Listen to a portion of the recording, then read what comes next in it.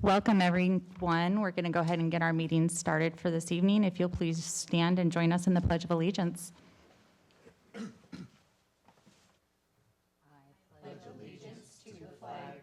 United States of America, and to the republic for which it stands, one nation, under God, indivisible, with liberty and justice for all. Perfect, thank you. Next, we'll do our land acknowledgement. Director Perkins. Evergreen Public Schools resides on the traditional lands of the Chinookan peoples and the Cowlitz tribe. They have lived on and cared for this land and its waterways since time immemorial.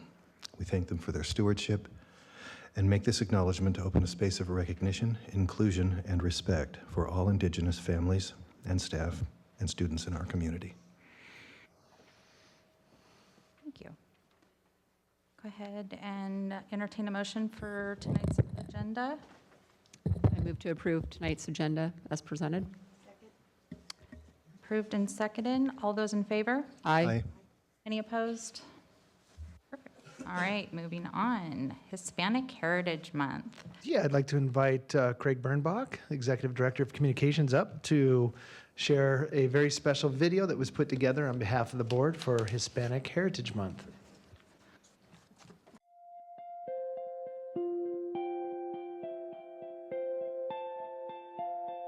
As part of our commitment to celebrating diversity and fostering an inclusive school community that allows all students, staff, and families to feel welcome and supported, We, as a district and as a school board, are participating in Heritage Month celebrations throughout the school year. September 15th to October 15th is Hispanic Heritage Month. In our district, more than 25% of our student population identifies as Hispanic or Latino. With family roots in Mexico, Central America, South America, the Caribbean, or Spain. Whether they have been in the United States for generations or have recently immigrated to this country, we are so grateful for the many contributions our Hispanic families have made to our district, city, state, and country. Throughout the month, our schools and students will be celebrating Hispanic Heritage Month by reading books, watching films, and creating art That will help them learn about the positive impact that Hispanic people and Hispanic cultures have had on our world. as this year's Hispanic Heritage Month theme says, Unidos, inclusivity for a stronger nation.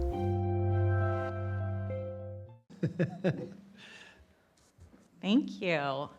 So that was the first time we've actually seen the video also. So it turned out really well. Thank you, Craig, and your team for putting that together. Okay, next is our board consent agenda. I have an item. I'd like us to approve the board consent agenda without item, where is it, 6700, which looked to me to require some revisions. Okay, so motion made with removal of resolution number 6700, Cressa Signal Booster Operation at Heritage High School for revisions. Second. All right, first and seconded, all in favor? Aye. Any opposed? The next on the agenda is the superintendent's consent agenda. I move for approval of the superintendent consent agenda as proposed. Second. Okay, perfect. All in favor? Aye. Any opposed? Thank you. Next is matters reserved for the board. Yeah, sorry, I just pushed something.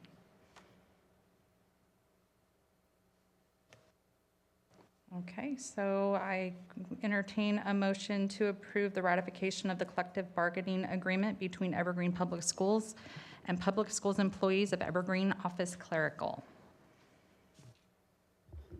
I move to approve the ratification of the collective bargaining agreement between Evergreen Public Schools and the public school employees of Evergreen Office Clerical. Second. Any questions on it? Was there anything that you just wanted? We just need to ratify it, approve it. We don't have, okay. In favor, yeah. All right, that's been first and seconded. All in favor? Aye. Aye. Aye. Any opposed? Wonderful. All right, next is the superintendent's report. Thank you. Yes, I have just a few things to make mention of. This Friday, we're doing our first strategic planning session. As you know, we completed a strategic planning process, and now we're working to operationalize that. So we have a number of sessions throughout the course of the year to do that, and we're excited to work with Dr. Tammy Campbell to do that. And our first core planning team is this Friday.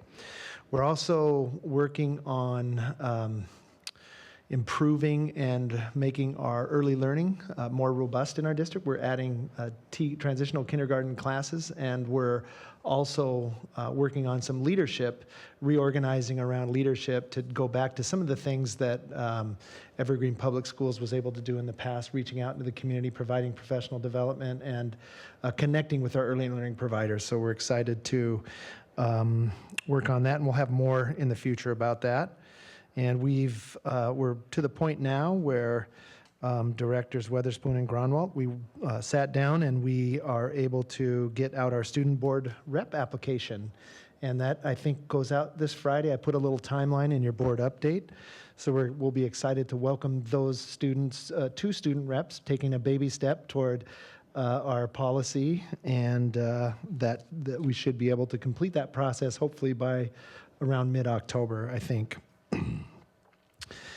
And I'm happy to report that I visited all 38 schools. I thought I could do that in one day. It took me 3. And we were able to connect with each principal in the building and the assistant principals. Dr. Williams and I drove around for 3 days straight. And aside from being told my driving wasn't good, I had a great time. And we were able to make some connection. Just the tone out in the buildings is absolutely super positive out there, and we were really delighted to be able to see that energy with the students coming back, the parents actually in the buildings. And I want to thank the board of directors for all getting out and doing your part and greeting people on that first day as well. I saw that you were able to do that as well. We're also working on some community outreach with our faith-based partners, and so you can expect that we'll have a convening with our faith-based partners, and we're working on some other similar type convenings to get back to that community relations piece, and we'll make sure to keep the board updated on those things coming along. And yeah, just want to report that our enrollment came in on the 3rd day of school, about 103 under what we had budgeted. So it came in at 22,642. We're budgeted for 22,745, but we really think that we'll make up ground in the next month to probably get really close to our budgeted, our projections that we budgeted for. So Jennifer Jacobson, our Chief Financial Officer, did a phenomenal job of, I think, hitting the mark quite nicely on our enrollment, and it's not easy to do with that many students. So last thing is just reminder to everybody in the audience and the board of directors that we have our ESD Gala Foundation fundraiser on the 24th. It's a cruise, so hopefully everybody out there and here can sign up and we'll have a good time together. And that is my report. Wonderful. Thank you. Next is our teaching and learning and equity update.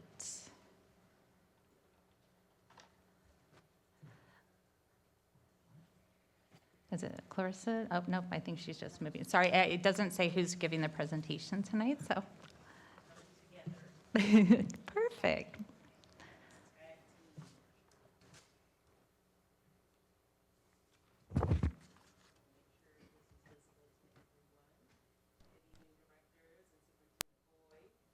Hold on one second. Is her mic working? Okay. Just make sure you've, there we go. Let's see. Get this whole screen. Yeah, I'm gonna just move it over. Here we go. Excellent. Okay.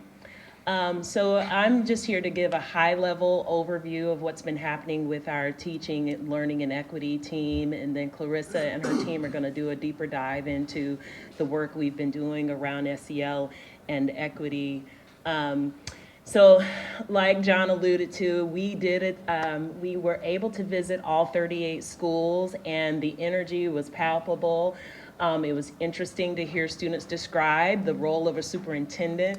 It was just so engaging to see what was happening in our schools those first 3 days there. And so we are leaning in, as you can see, into our big ideas around belonging, ensuring that every student feels that they belong, and that conversation gets more precise when we start talking about mathematics and them belonging as mathematical scholars and learners. We'll continue to dig into learning partnerships. You'll hear a little bit about that in just a moment, and the specificity around our math goals. So this morning we were on a Zoom with about 150 approximately instructional leaders. We had schools and teams and rooms logged in, really getting specific about what are those moves that it will take to improve student achievement. And especially around mathematics, getting more precise around our language, not just busy activity, but what are the practices that link to high leverage research and instruction that we know move the needle. So it was rich dialogue with all 38 schools, with their support from our teaching and learning teams. And then our deadline for our school improvement plans is September 26th, and you'll be hearing a little bit more about our school improvement plans directly from our schools, which we're really excited about bringing that forward. We also offered a belonging challenge to our schools, and we had 3 schools submit for the challenge, and for those who submitted, they had the opportunity to win a barbecue for their staff. And I'm talking about, I'm from the South, so we're not talking about necessarily, your traditional barbecue. We're talking about ribs, mac and cheese, those kinds of things. Oh, I want to come. And so, Fisher's Landing actually won the barbecue challenge. They took on the challenge of calling each and every student and family in a proactive manner to welcome them to school and to highlight something positive about their students. And I mean, what better way than to communicate to families and students that they belong? And so this is just, one of the efforts that we're doing to just really engage our families and communities around this theme. And so as we dig in and give you a highlight of coming attractions, like I mentioned, our SIP plans, our school improvement plans are due, and we will provide schools with feedback over the week of between September 26th and October 7th. November 1st, we'll be back before you with summaries from your schools about how they are doing this work.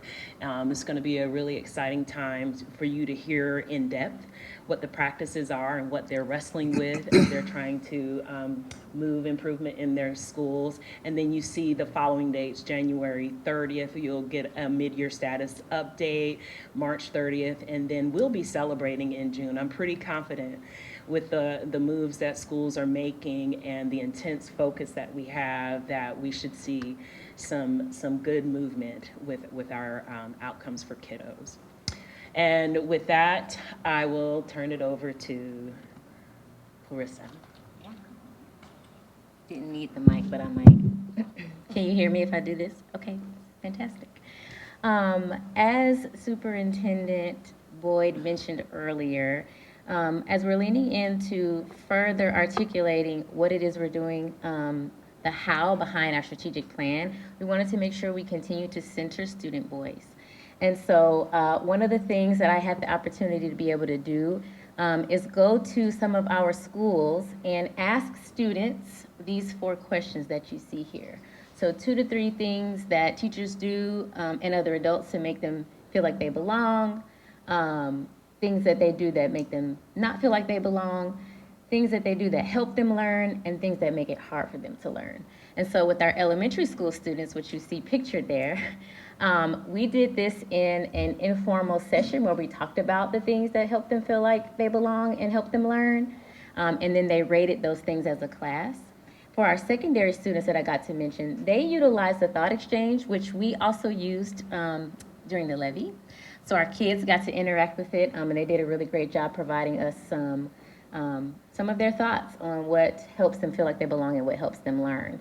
I made sure to help them understand that it is important that we center their voice as we're moving forward with this. And we weren't talking about belonging just for belonging's sake, though it is important, but belonging as a means to help them learn.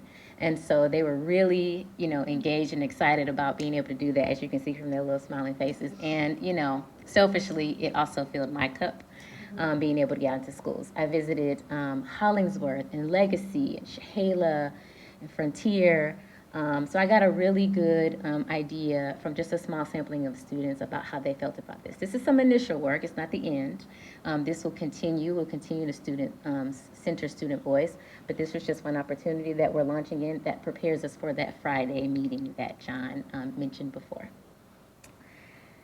And speaking of belonging, there we go. We also had an SEL Equity Day on August 25th with all of our certificated staff in our district. And I told you last time that we were going to have it, and I gave you a bit of an overview about it. I'm going to have very briefly the very important people and wonderful people who facilitated that space for us to come up and give you a brief overview about the SEL Equity Day so that you have a little bit more insight as to what we provided for teachers. Just hit the down. Okay. All right, can you guys hear me all right? Yeah. All right, thank you for letting us speak tonight. I'm Casey Lyons, Coordinator of Social Emotional Learning for our district and one of the team members that helped put together the SEL Equity Day. This day is legislated by the state. Every other year, we go between SEL and equity for one of the state-funded PD days. But we really want to combine both SEL and equity and see them as one. And so that was one of our goals for this, was this idea of just marrying these two things together. So we started to plan for the day by looking at the data. Two main data sources we looked at. One is staff perception, and that's our Swiss data. It's the behavior reports that are generated. So when a student misbehaves, a referral is created and it lives in this system. And so we see some trends across the grade bands. We see physical aggression both in elementary and middle. Middle and high, we see a lot of attendance. And across the board, we see a lot of defiance, disrespect, and disruption. So this is what our staff are telling us about the students. The other side, we have some student perception data, and we had our youth truth data. And so we really focused on this area of belonging and how our students feel like they belong. And so you can see some trends there. 47% of elementary kids report that their peers are nice to them. And as we move into middle and high school, what stuck out to us was that 38% of our students feel like they are part of this school community. We used all this information to help figure out what we needed to do for the SEL Equity Day and moving forward. In middle and high, we have the Healthy Youth survey, and we learned that our secondary students, 1 in 5, have seriously considered taking their own life in the past year. So we took that into consideration as we planned for our day as well. We then tied the SEL work to the equity work around the Ready for Rigor. And using this framework, we looked at the awareness quadrant and really wanted staff to understand how the brain learns and what kinds of things in our environment could hinder learning from happening. So not feeling safe, not feeling like you belong, certain racial and cultural stereotypes that could trigger our students and cause them to not learn. We also wanted to give staff 2 tools to allow them to kind of slow down and examine behaviors that are occurring in their classroom. So they learned a SOTA strategy, which actually talks them through slowing down and really looking at behavior with curiosity, as well as a mindful reflection protocol. So all staff were exposed to and got time to practice using those tools. Okay, and then, hi, I'm Shannon Shambaugh, Equity Advancement Specialist. Thanks for having me.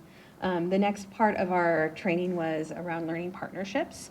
And so we use this as a sampling of our data from 5th graders that really is informing the why behind why we need to focus in on these learning partnerships. We see disproportionality here based on race between the scores and our white 5th graders and black 5th graders. And this is the same in all of our marginalized demographics. We see it with our Hispanic students as well, and our Pacific Islanders. And then the youth truth data showed that, teachers have pretty good relationships with kids. They've got an 81% positive overall, but we need to increase the academic rigor and challenge that students are experiencing in their classroom, and make sure that that's even across all demographics, so that all students are receiving that push and that warm demander of a teacher that they need in order to do their best. Okay, and then how do I move on to the next one? Just what? The down arrow. Thank you. Got it. Thanks. And then we moved into the learning partnerships targets, and this is what we covered. We explored how SEL routines are connected to building strong learning partnerships.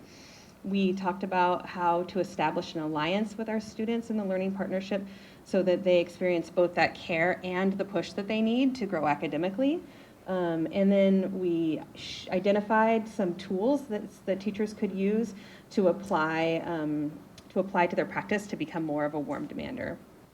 And then finally, moving forward with our learning partnerships, we're working on crosswalking our equitable math practices with the learning partnership bullet points in the quadrant, the Ready for Rigor quadrant, and then identifying specific tools that we can use to increase achievement in our students. And then the second part is I will be running an equity PLC meeting once a month with all of our equity team leaders, and during that time, the team leaders will be learning how to do equity transformation cycles in their school, which will operationalize these learning partnerships for our most marginalized students in our small groups that are focused in our SIPs.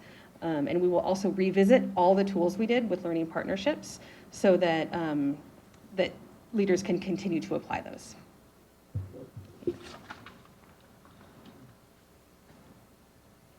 Hello, I'm Rafaela Steen, and I'm an instructional coach that focuses on social-emotional learning. For 1 hour, we focused on delivering an educator-focused, evidence-based suicide prevention training to respond to the prevalent student data relating to suicide consideration.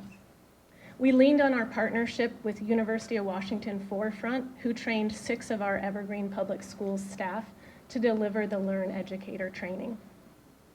This training focuses on 5 steps indicated by the LEARN acronym on the screen to support students and staff who may be having thoughts of suicide.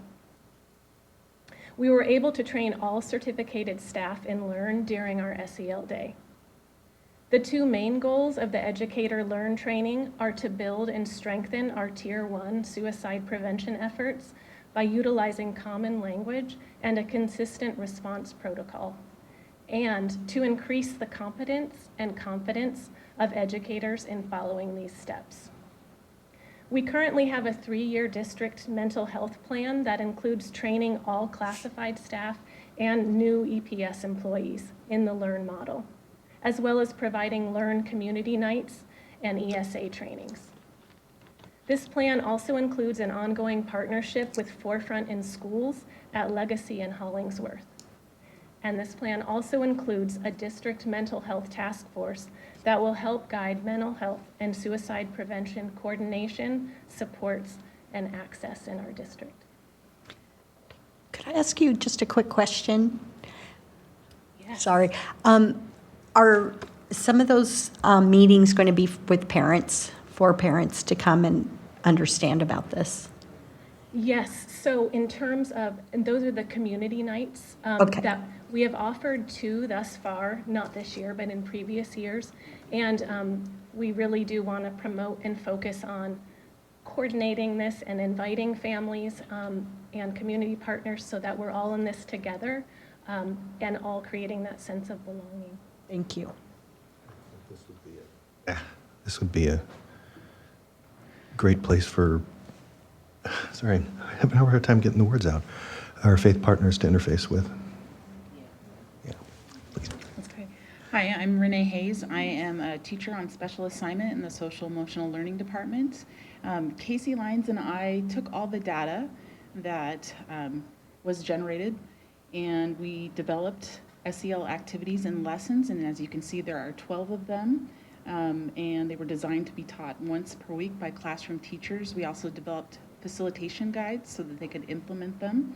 They were based on the Washington State SEL standards, and Moving forward, we are collecting feedback on the implementation of these lessons, and we are going to create an SEL advisory committee to look at adoption of different curriculums. And as part of that adoption committee, we will be taking input from all stakeholders.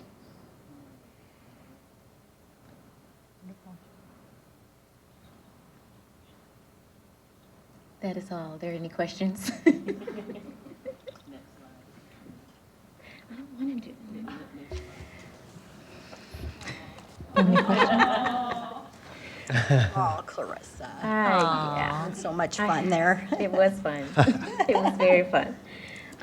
But no, if there are any questions, I'm happy to answer those. We're super excited about the work we've been able to do thus far with our staff and students.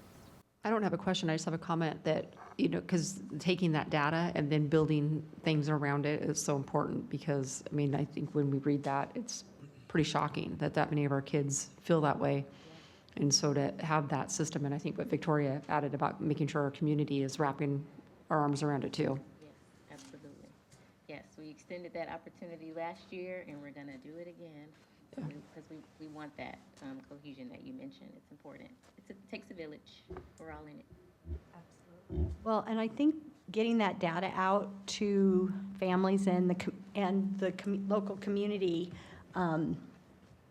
we need to compare that data with other jurisdictions, because this is like you said, it is a community situation, and most parents don't realize how often these thoughts are running through our kids' heads. And since just over the last few years, just the animosity and the rhetoric throughout the nation, it's stressful to kids. And they feel it, and what happens out in the community comes into our schools. And so I appreciate taking a look at the data and coming up with some really good, thoughtful ways to help our students manage these feelings and do it in an appropriate way. And I think it's important, because they're either going to hurt themselves or hurt somebody else, and that's the part that we worry about. We want to prevent both. Or both, yeah. Or both, yeah. And both. So thank you for being so proactive about this. I am really encouraged by the know the signs kind of thing. The more that we can teach people to see these kids and the pain they're in, the sooner that we can help them, right? I appreciate it. I just want to commend the Teaching, Learning, and Equity team for not only putting together a powerful professional development opportunity for about 1,200 people, which is no small challenge. I was able to review some of the feedback, which was incredibly positive from staff. Not only that, to prepare lessons and then push forward with our labor partners who were willing partners and allowing us to flex and change the schedule to be able to have social and emotional learning modules, 12 of them. That's pretty powerful. And so thank you, Casey, Shannon, Raphael, Renee, for all your work as well. Nice work. Thank you.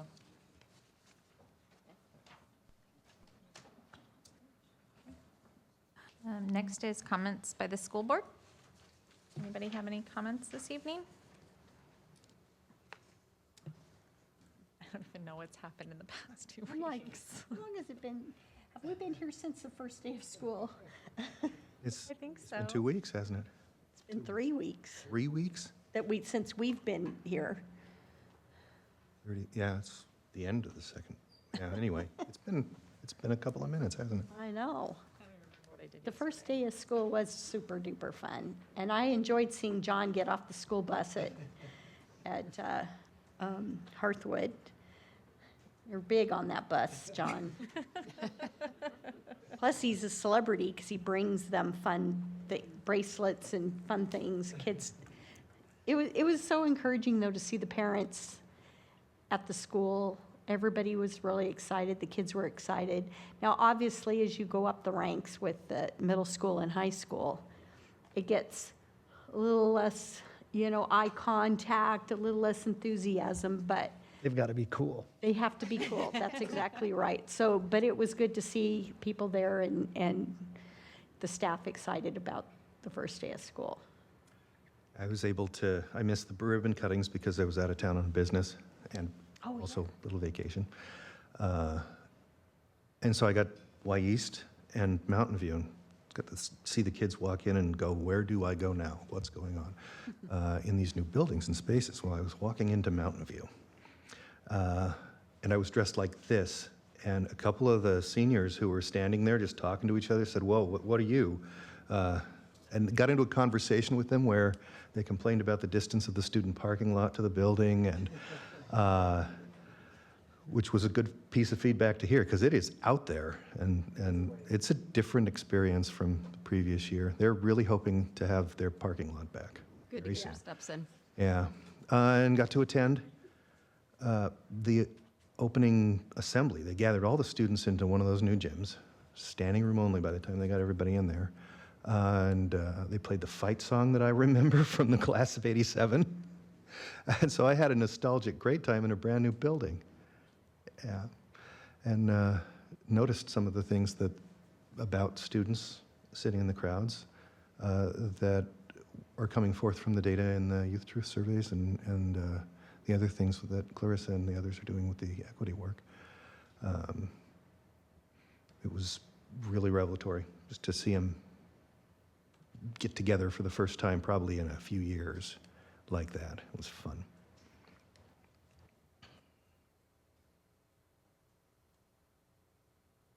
Any other comments? My first day picture speaks for itself, so. I'm gonna have to have a talk with Aaron about timing. It was a very fun shot.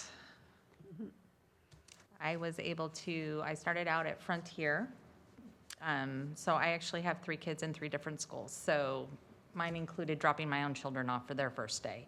So Frontier, I was able to welcome all the staff and sit out front and help the 6th graders that came through and the little anxiety looks as they're starting their new adventure in middle school. And then headed over to York and spent the morning with Dawn and her team and welcomed all the elementary school students, which was a lot of fun, always is a lot of fun, and got to help gather all the kindergartners and hang out with them. So I always love going on the first day of school and to see all the excitement and the new faces. Everybody's had a break and they're ready for the school year.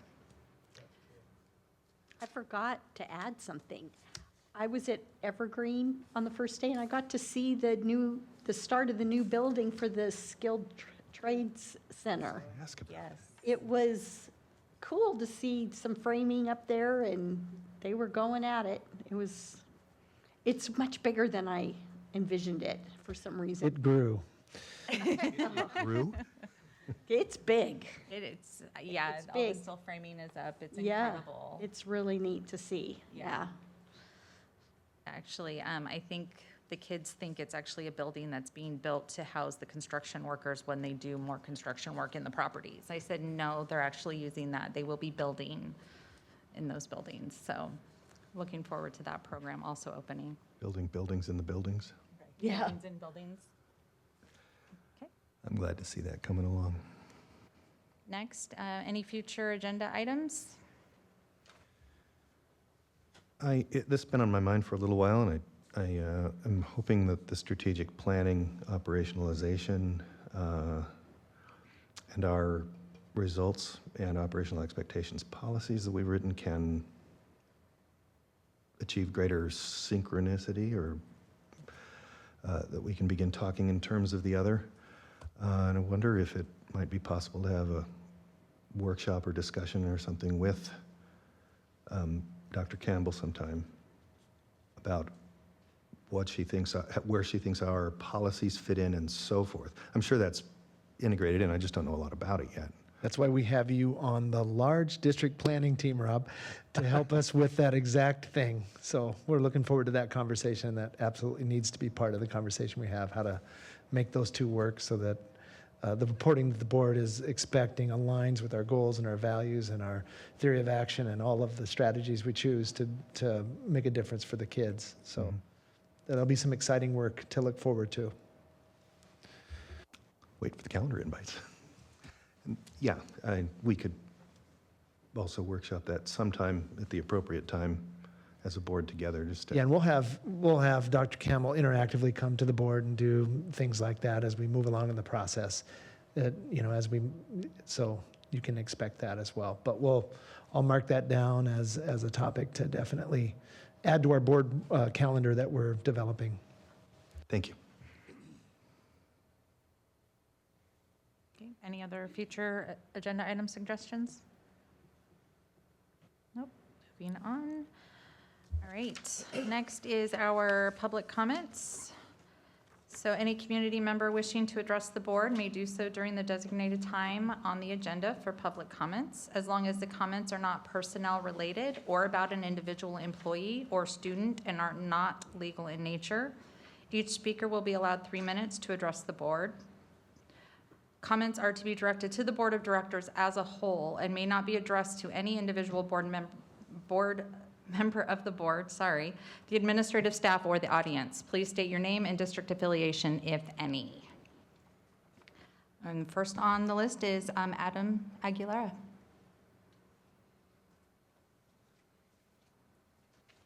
Welcome, Adam.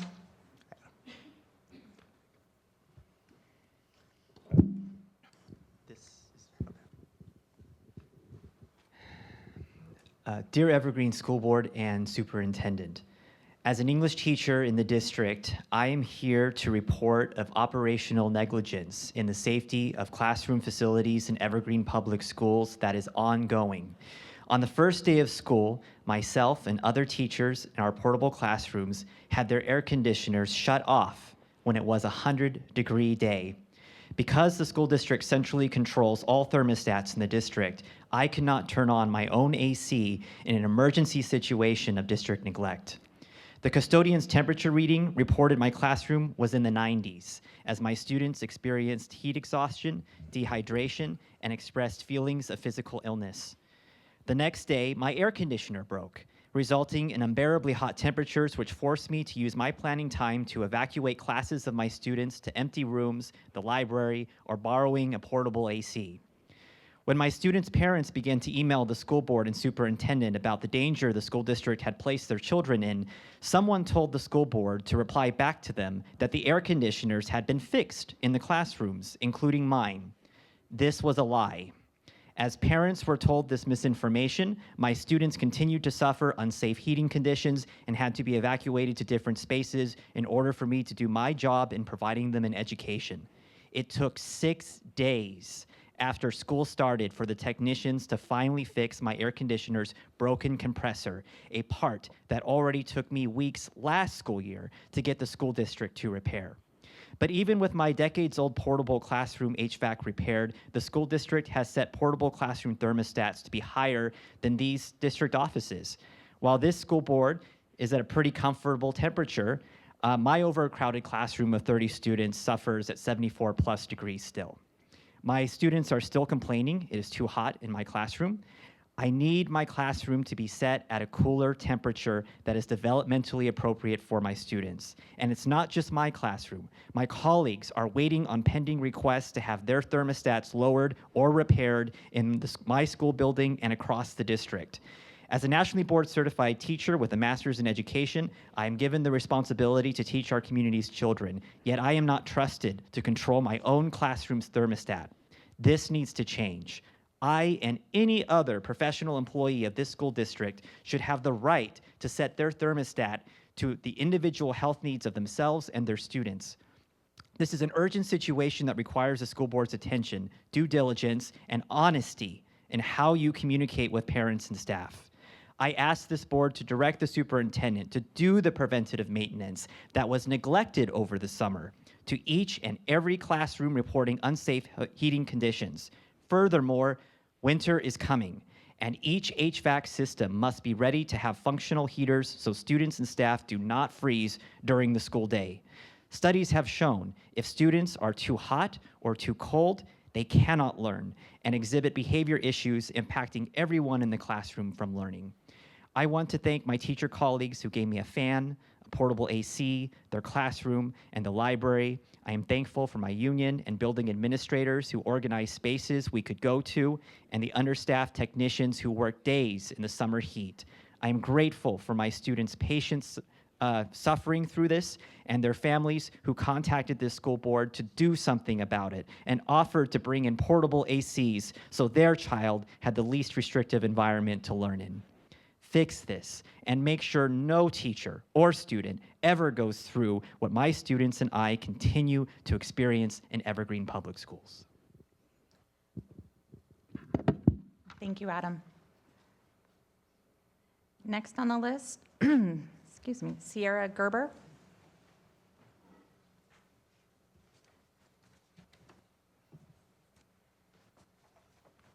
Welcome, Sierra. Hi, my name is Sierra Gerber, and I'm student advocate for the school district. I just want to touch on a couple things today. I wanted to actually mention that I really appreciate that we brought back some of our equity staffing. I think that it was really important for us to have that support, and I appreciate that direct line of support that we have now. If they weren't there, it would be much harder for us to do our jobs.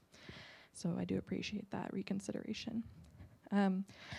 You, the school board, are the closest link that a lot of us have to voice our concerns.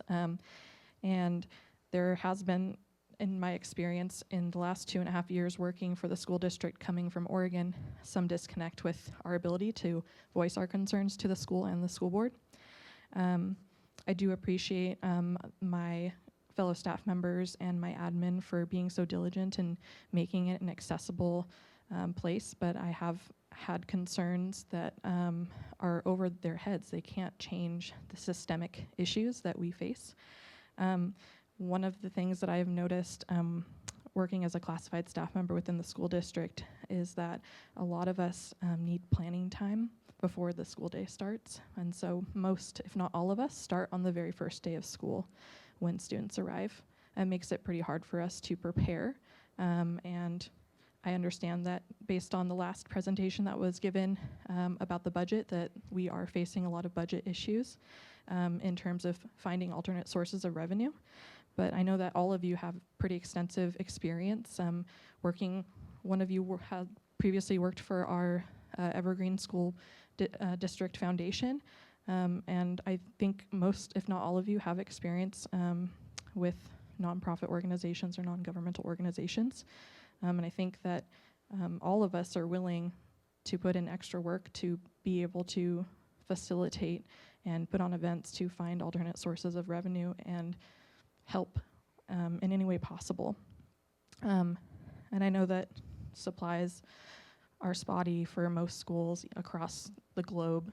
That's a consistent issue, and I know that we are going through an interesting period of time coming out of the pandemic, and it is difficult, but I think that moving forward, I think that we have the capability to be an exceptional school district. There's a reason why I chose to work here over other school districts, and yeah, another thing that I'd like to mention briefly is that I am a dual income, no child family. And I can't afford to have kids. I just can't on my income. So I just think that if we're willing to put in the work, I think that we can do a lot, and I appreciate all of your expertise and wisdom, but there is a disconnect, I think, within our district. Thank you, Sierra. Next is Julia Apple.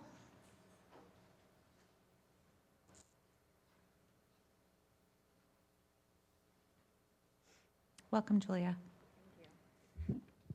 Thank you for the opportunity to speak with you. My name is Julia Apple. I teach special education at Hearthwood and would like to talk to you about the value of our paraeducators. I think we can all agree on how important paraeducators are to the functioning of our schools. This is true for all classified staff. As we move towards more inclusive practices in our elementary schools, which, by the way, thank you for, our paras become even more essential. I started in this district just after we resorted back to self-contained special education classrooms when a model of inclusive neighborhood schools failed. Why? Over and over again, I heard it failed because kids needed more adult support in their general education classes, and the district wouldn't provide what was needed. People are worried that this will happen again. Serving students with complex needs in their general ed classrooms requires more intentional teaching, sometimes more adults, and certainly more skill and collaboration. We have highly skilled paras working in our district now, and some are looking into their futures and seeing extra work and more expectations for no additional pay. If we can't hang on to the excellent paras we have, or if we can't hire new ones because they get paid better somewhere else in Vancouver, will inclusion fail again? There are currently just over 100 unfilled classified special education and interventionist positions in this district. Not to mention how much harder the adults around these unfilled positions have to work, how much money is being saved each day those positions aren't hired. How much money was saved last year when classified positions were unfilled all year, or sub-jobs were not picked up? If you put all that money into paying our classified employees more now, could an agreement be reached? If you want to move towards more equitable practices for Evergreen students, you have to continue to show, not just say, how important it is to you. Keep taking actions that show all the people like me who work directly with paras and know their worth, that you're committed to not just the students we serve, but to the paras who contribute directly to their success. Take purposeful steps to show those who were in the district when inclusion failed that this time will be different. Most important, show our classified employees that you value the important role they play in shaping our district's vision for the future, and give them a contract they can agree to. Don't just tell us what matters to you. Please show us. Thank you for your time.